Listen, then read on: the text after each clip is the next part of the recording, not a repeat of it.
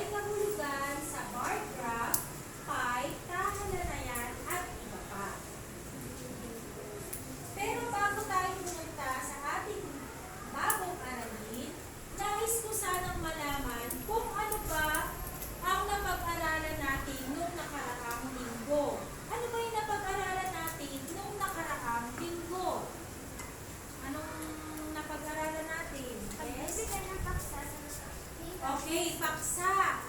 Paksa. Ano nga ba ang ibig sabihin ng paksa? Sino makapagbibigay ng ibig sabihin ng paksa?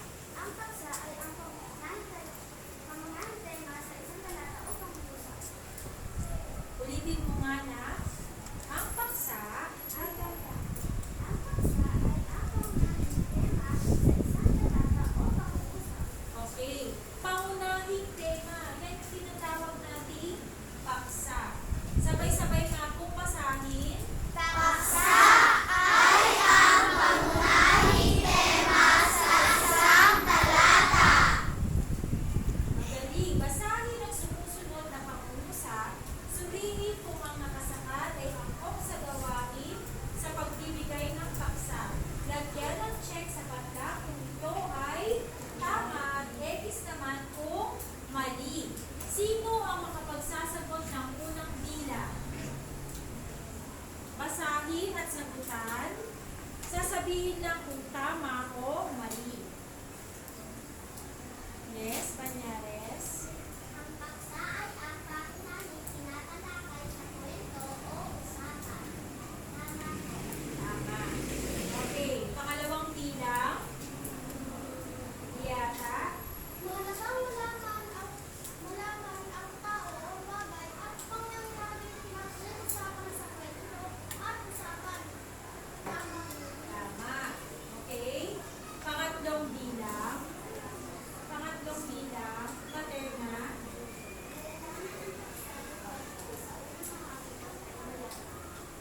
Mali. Pang-apat.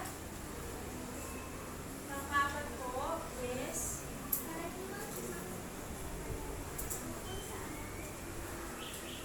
Tama.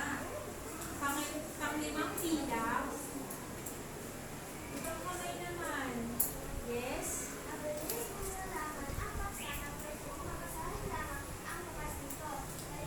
Mali. Okay, magaling. Alam nyo ang ibig sabihin ng paksa at kung paano malaman kung ano nga ba talaga ang paksa. Ngayon, maglalaro at matuto tayo sa pamamagitan ng alamin, kilalanin, at gawin. Ano ba ang dapat tandaan sa pagbuo ng graph? Magbigay nga ng isa.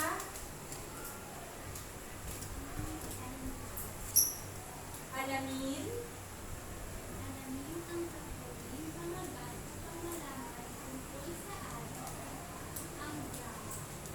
Okay. Next. Ano kaya? Next, pangalawang bilang.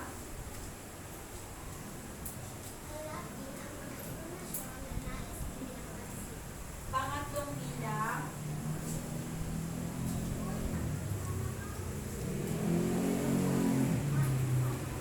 Pang-apat na bilang.